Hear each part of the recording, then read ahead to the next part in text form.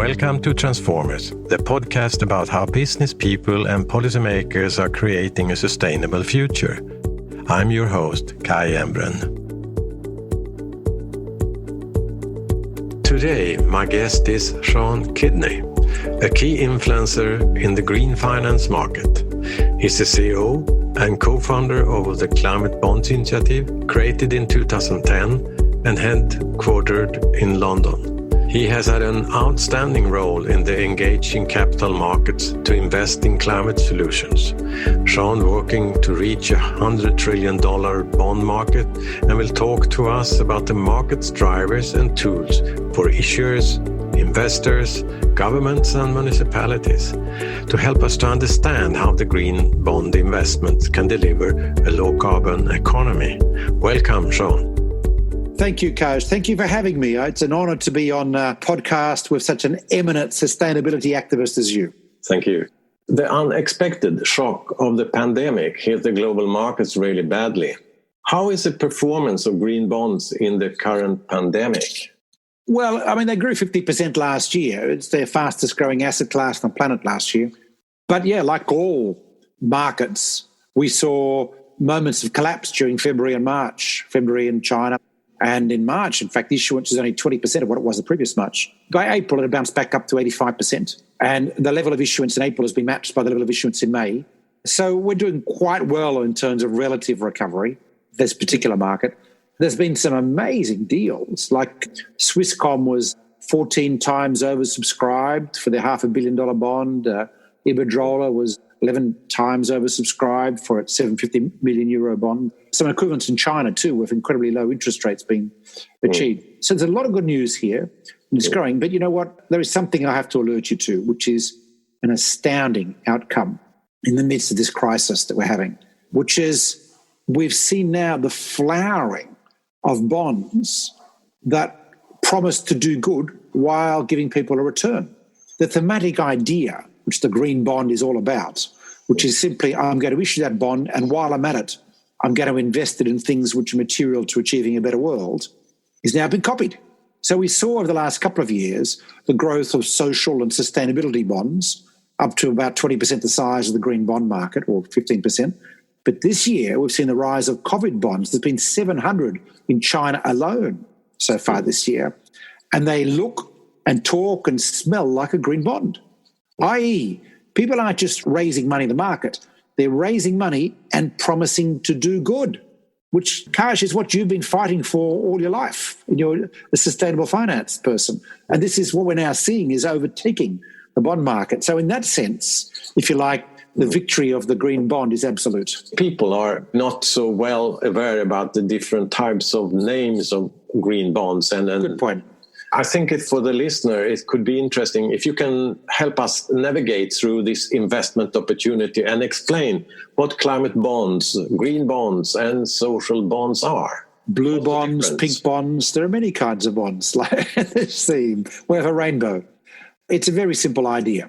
If I want to borrow money for something, start off with development banks borrowing money, there are many investors, and now most institutional investors, who are concerned about how the money is being used in relation to other risks. This arose out of environmental, social and governance work in the equity side, which is looking at effectively more sophisticated framework for understanding risk, which is looking at the extent to which labour rights, governance risks, and of course environmental risks can also be predictors of good returns over a period of time.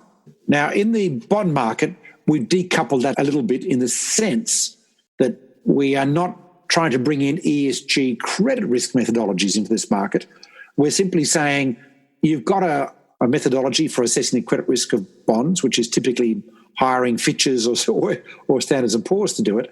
But we're going to give you an extra filter, is that all things being equal, you ought to be looking for bonds that also address the biggest risk to the planet at the moment, which is climate change. A bond is a simple thing, right? All it is a loan. And in this case, it's a loan with conditions. So if you decide to borrow from your brother money to buy a car, and your brother says, sure, I'll give you the money, Kaj, because I know you can pay me back. But if I'm going to lend you the money, I'd really rather you bought an electric car because petrol cars are bad for the environment. And you say, deal done, you lend me the money, I promise I'm only going to buy an electric car. And what's more, I'll come around every Christmas and take you for a drive in it just to show I've still got the electric car. That's what a green bond is. It's as simple as that. But is it a problem to have this type of numbers of names? People get confused what it stands for. It is, and investors are not happy with it. My friend Ashley Schulten at BlackRock, for example, the global head of sustainable finance, is of the view we should just stick to one name. But markets are like that, aren't they? So we've seen blue bonds, which as far as I'm concerned are green bonds for water projects or marine protection, appear. There's only a few of them, but they've appeared. We've seen sustainability bonds, which originally started when the state of North Rhine-Westphalia couldn't get enough things to justify a green bond. So the bankers said, why don't you throw in public housing investments as well? And we'll call it's a mixed bond. We'll call it a sustainable bond. Yeah, well, you have the social development goals and the UN strategy of needs of investment in different areas. It's a sort of a flower of areas in the SDGs. And of course, we have seen SDG bonds as well. We've also seen a pink bond from the World Bank, which was a gender support bond, gender program support bond. So it's good. I mean, the basic concept is capital with purpose. That's all it is. Now, if you want to invest, one thing you now have the option as an investor to do is to invest for a comparable return.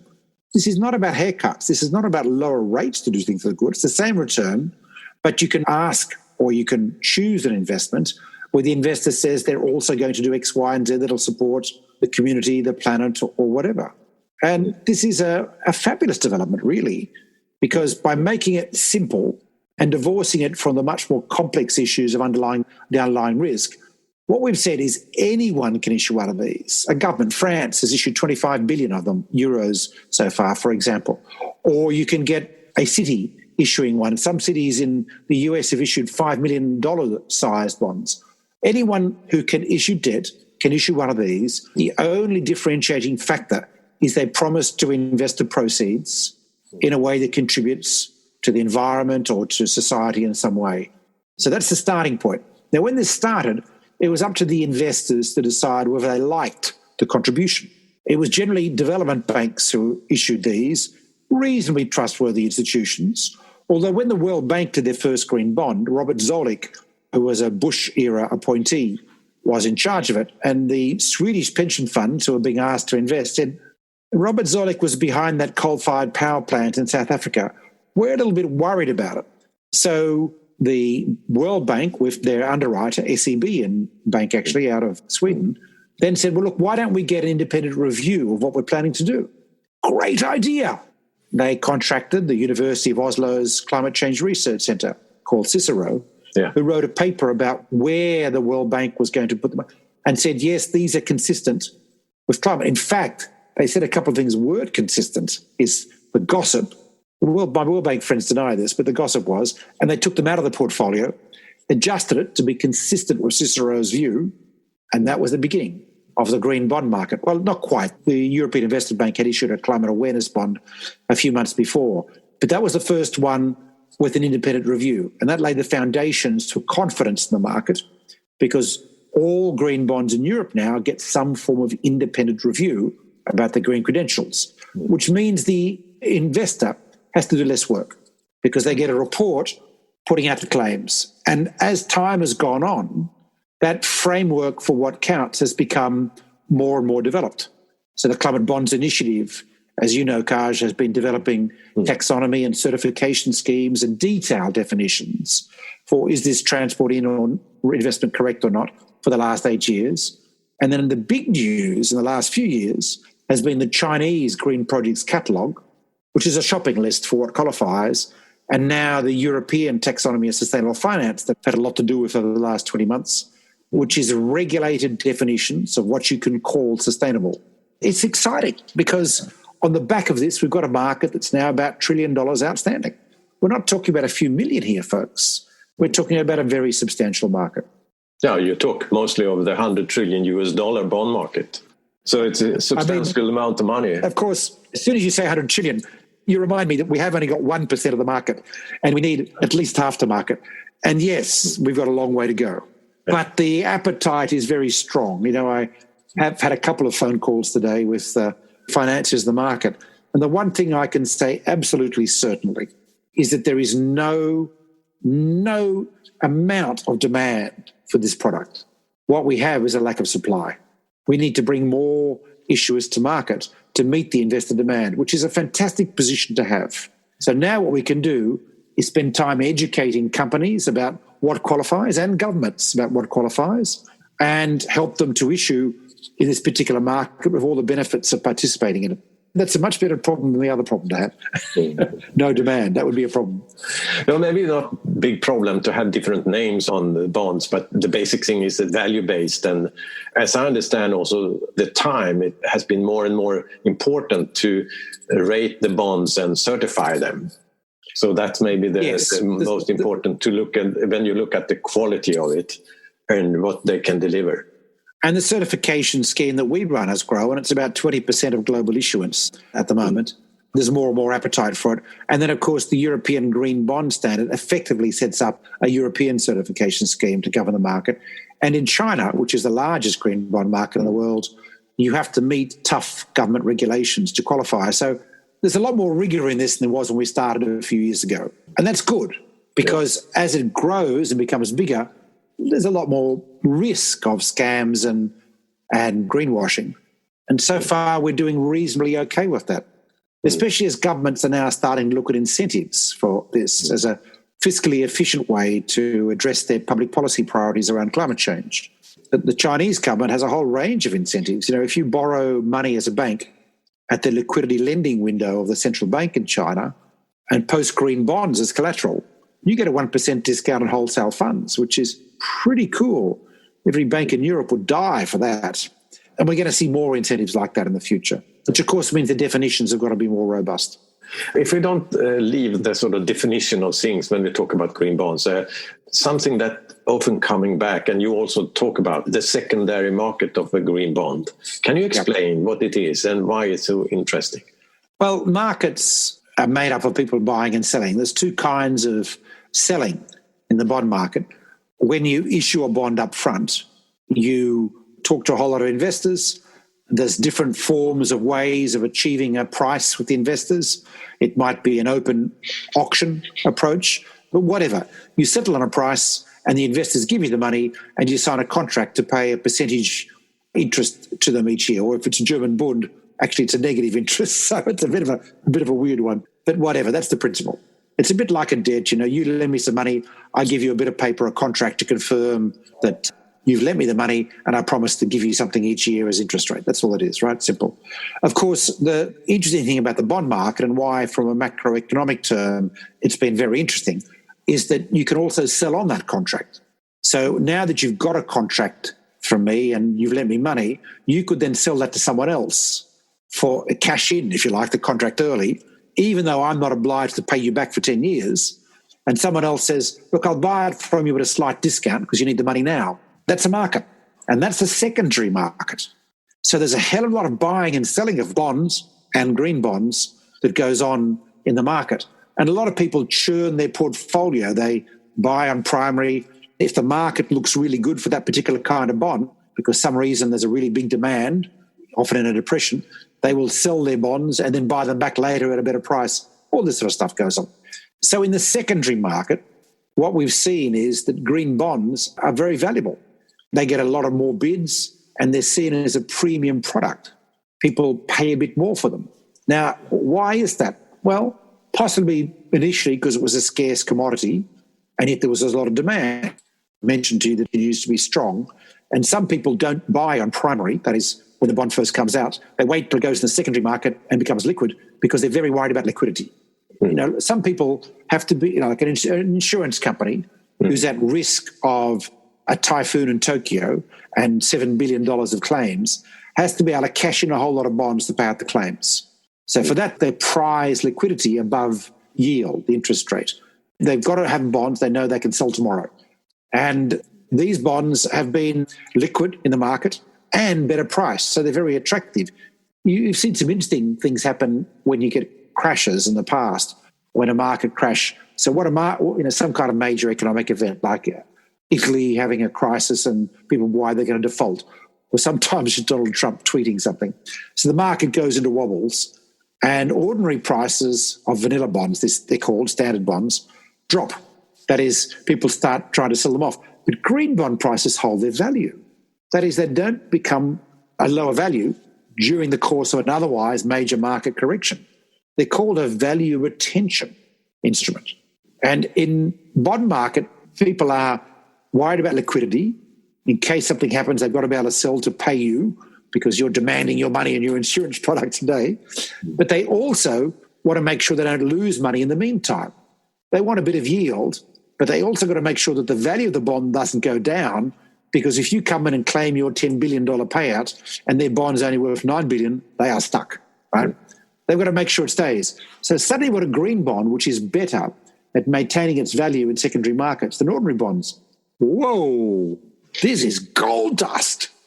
And that just fuels further demand for green bonds in the secondary market. Now, if you're an issuer coming to market, like Iberdrola or Swisscom I mentioned recently, what you now find is there's a whole lot of people who think your bond is valuable in the secondary market.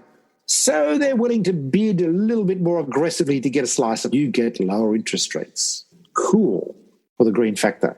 And that's how the secondary market is driving the depression of price in what they call the primary market. And that's in liquid currencies, which means US dollars, euros, and we see it in renminbi now as well. So you see that it's a growing interest in the secondary market? A lot of investors will only invest in a bond if it's going to have a secondary market because of the liquidity problem. I mean, some are different. There are insurance investors who, for part of their portfolio, particularly, say, the life insurance portfolio, will take a risk and they'll say, on average, I need to get money this year. So I'm going to need $30 billion in 2039. So they're happy to buy a bond which doesn't expire till 2039. That is, they're not going to get their money back till 2039 when it becomes due and the government of Germany has to then pay them the money because they don't need it till then. And they're very happy to know that they've got a safe, secure investment it's called matching assets and liabilities long term. So there is a market for that sort of stuff. Yeah. But the majority of the market, they need some kind of liquidity. They need to be able to trade a little bit. And all we're doing here is saying, you can get that as an insurance company. You can get your 30-year bond. You can get a liquid bond as well. And you can get something extra. Let's call it a bonus feature. It's a bit like a free set of Japanese steak knives, if you like. And in this case, the bonus feature is the bond goes to addressing another risk that you're really worried about, but you don't know what to do about. And that's climate change. Because it's very difficult for individual investors to manage what I'm going to call a societal risk. In a crash, everyone suffers. In 2008, in the COVID crisis, you can't really have picked, will some bonds be safer than others as a rule? It's all about some economies be safer than others. It's very hard, which is why it's very difficult to translate addressing climate change into an investment policy. I mean, some people are, by the way, and doing a great job, but it's tough. In this case, you get the best of both worlds. You buy a bond that meets your current investment strategy, meets liquidity concerns, and then as a bonus feature, the money goes to something material to addressing climate change, like investing in a solar farm. Yeah. Well, if one of our listeners will move into this market, what assurance would an investor have to put money in the climate change or green or social bond? Well, in principle, it's all up to the investor, except in regulated markets like China and Europe in the future, where there's now going to be regulatory support to ensure if you label something in a certain way, it has to be done in a certain way. We now have some rule sets, some protocols that have been developed around reporting and transparency and the kind of things you can promise to do. If you get certification, you get a detailed review of the allocation of use of proceeds of the bond against a climate framework, which is in this case a climate bonds taxonomy and soon the EU taxonomy. So there's growing rule sets in the area. If you invest in COVID bonds at the moment, or which I said there's been a 700 plus issued, there's no rule set. And we're hoping to work on that fairly quickly. But there are some odd ones. For example, there was a Chinese oil company that issued a COVID bond and the money went down to paying down working capital. Oh, I don't know. No. I mean, That's why I think that maybe that's the bonds are rated and certified. It's to give sort of minimize the risk of greenwash.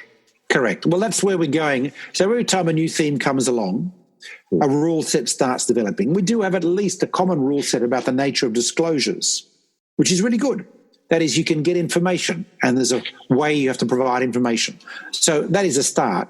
You can have a look at the prospectus from that oil company, and it'll tell you how it's going to invest the money, and you can make your own judgment. So that's the minimum level. But what we're doing now is we're moving in some countries to tougher rules on what you can include. So as an investor, you don't have to worry too much because you know there's a regulator managing all climate bond certification, managing the market. So you can have some confidence that it's going the right direction. And that's a feature of the green market.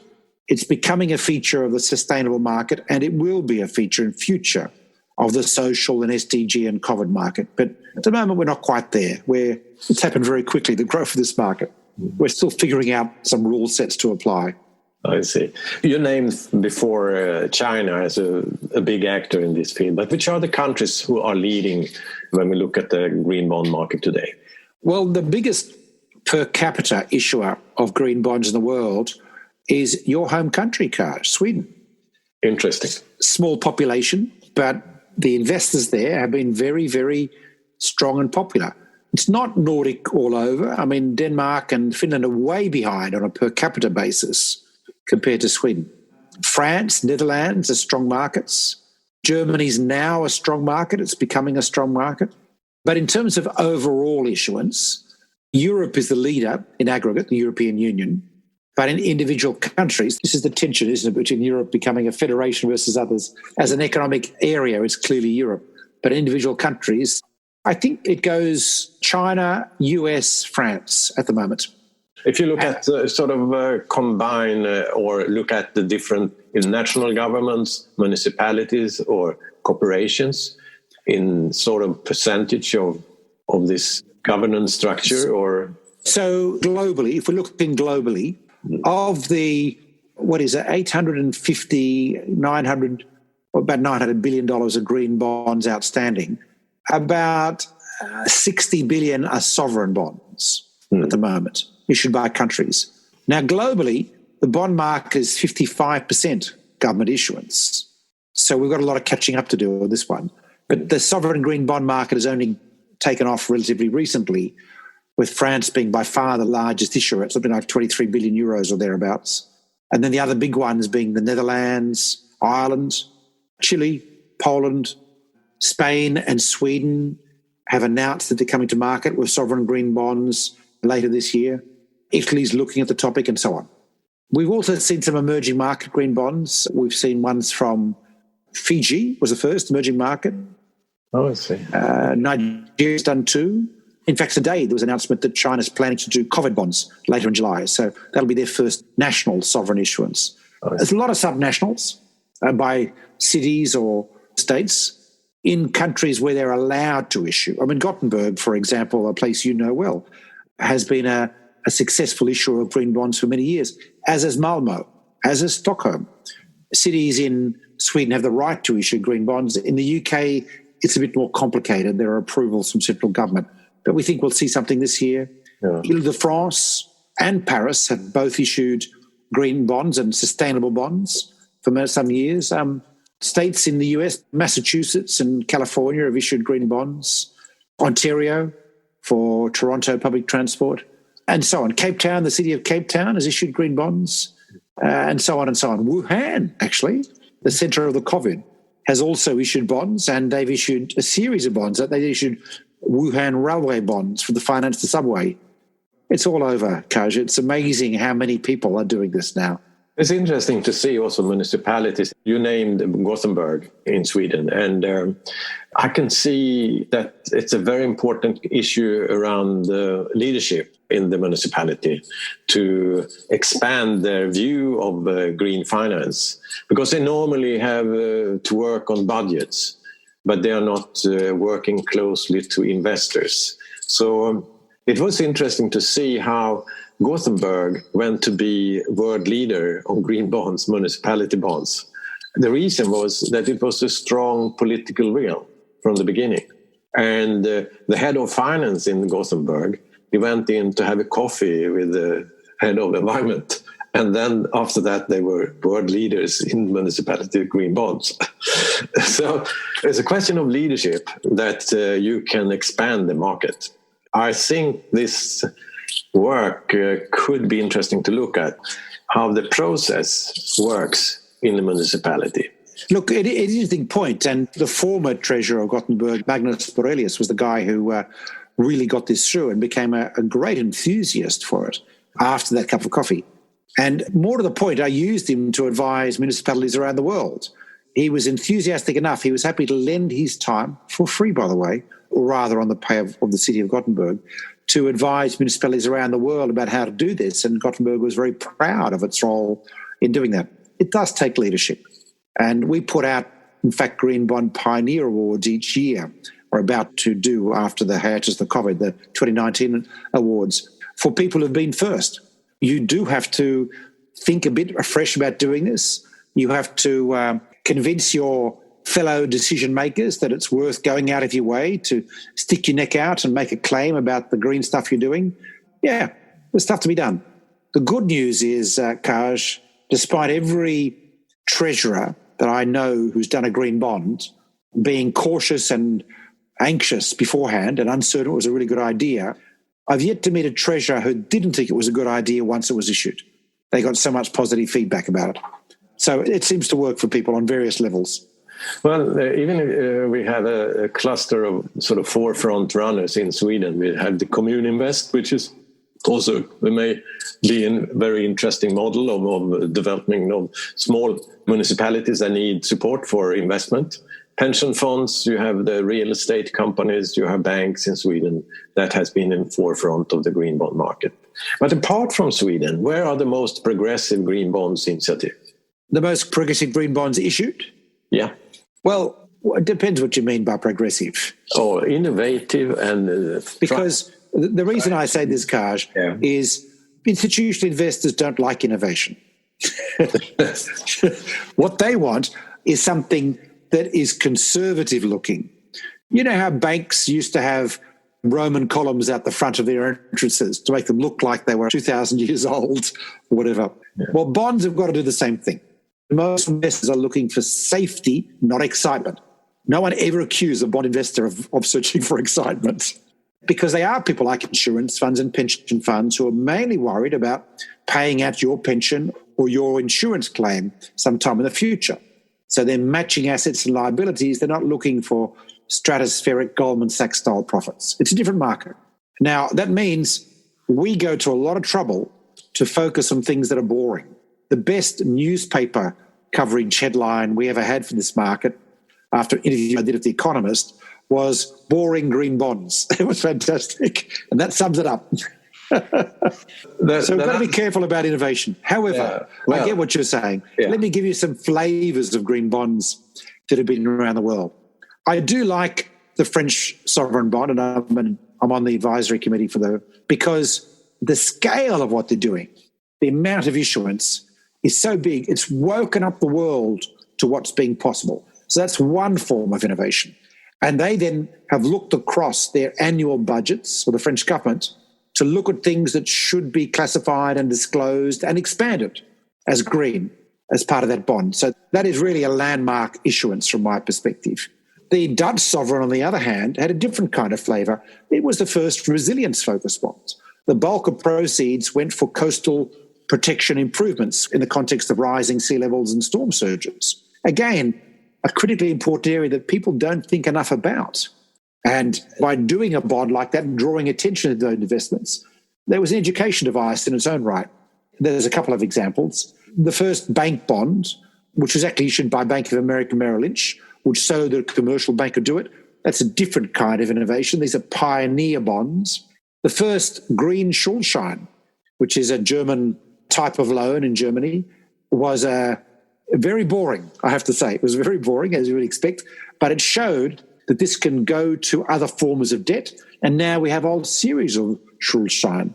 The first covered green bond that was issued by Berlin here many years ago in Berlin was great because it showed how you can use the covered bond legislation, which exists in multiple countries, to do a subset of that with a green theme, be accepted by the regulators and be accepted by the market and be a crazy success. So that's a different kind of innovation. That was around green property, energy efficient property.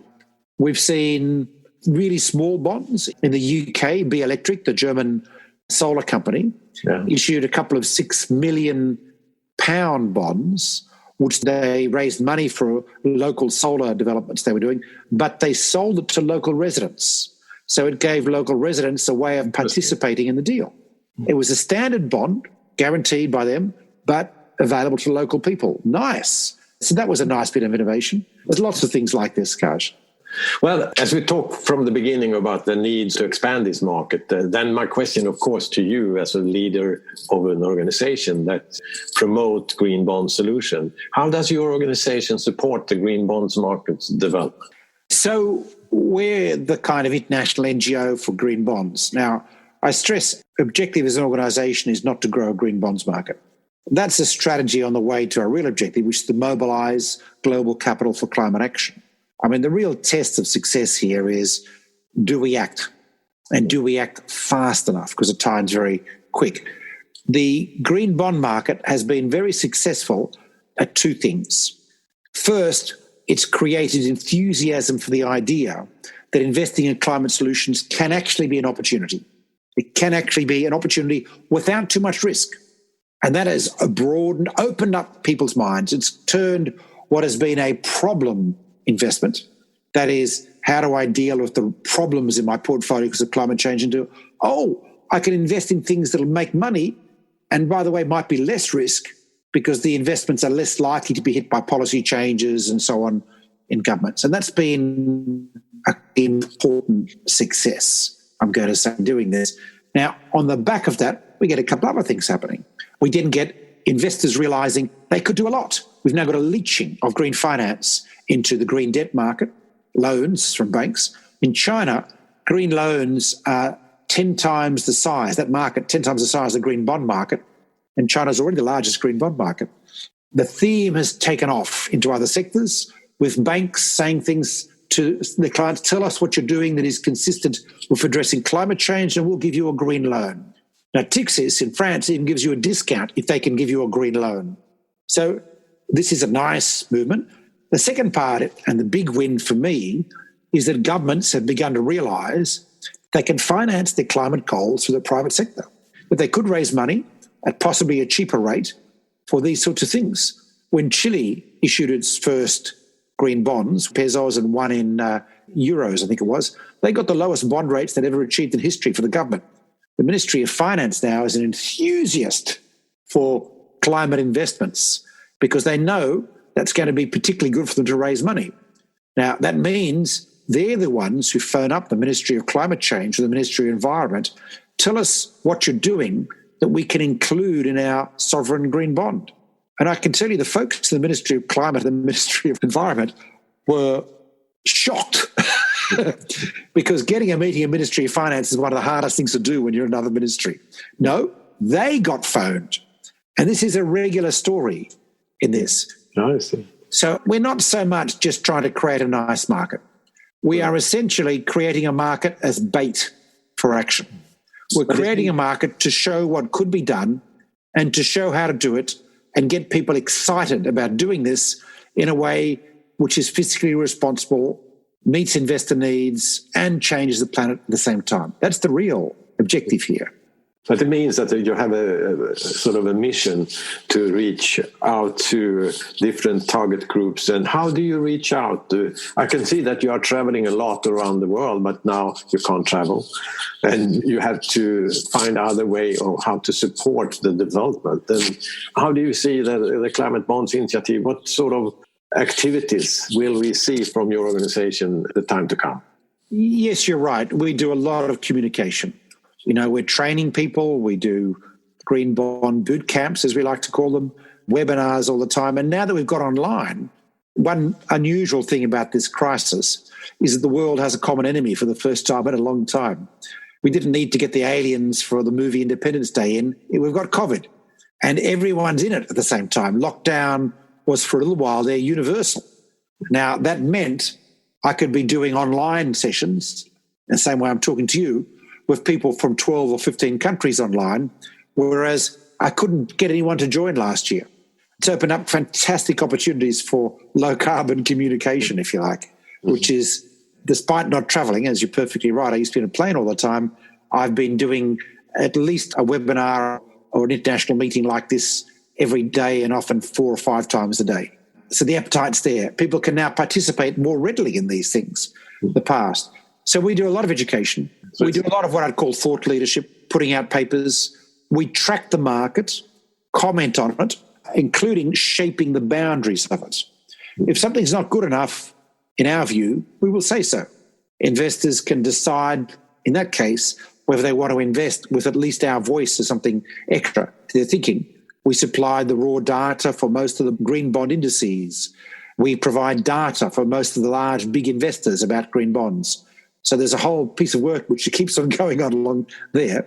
We have a standards and definitions team that looks at new criteria. We've just published criteria for shipping investments that we can call climate relevant or green.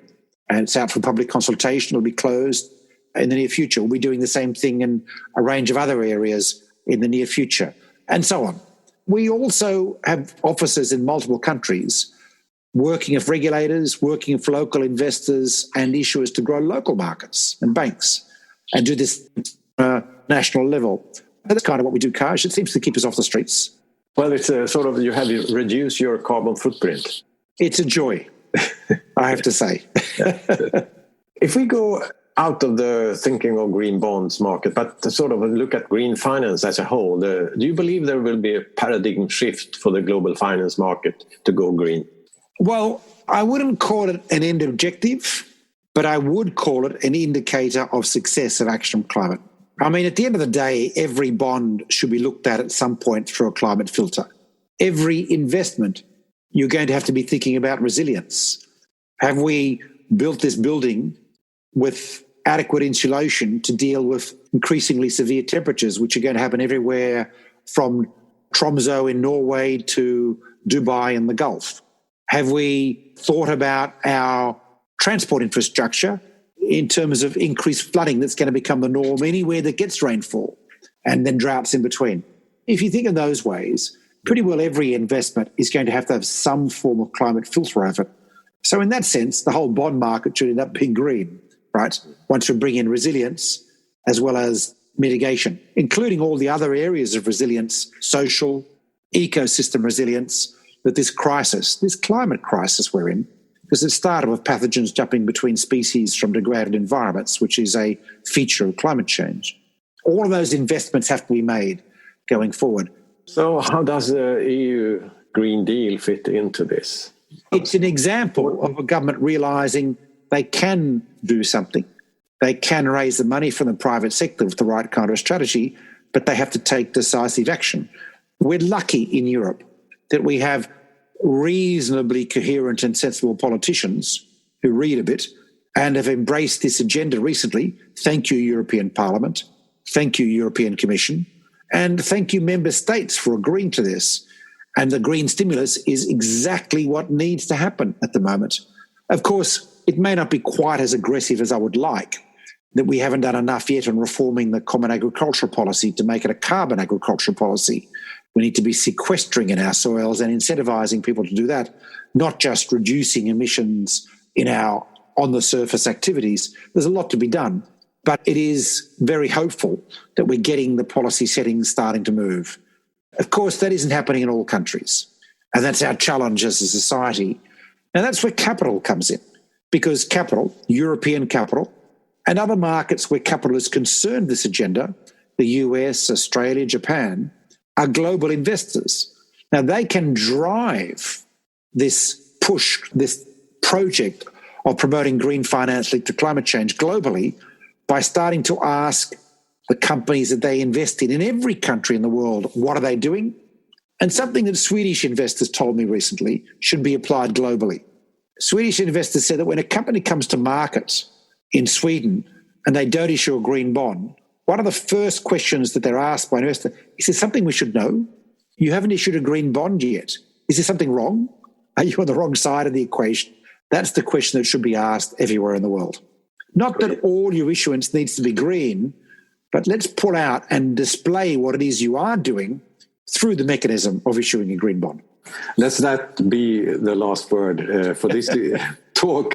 I must say that you have a mission to fulfill, and there's still a lot of challenges, but you are on the right place at the right time, be the driver for solutions. Thank you very much, Sean, and thank you for you take part of this podcast program, The Transformers.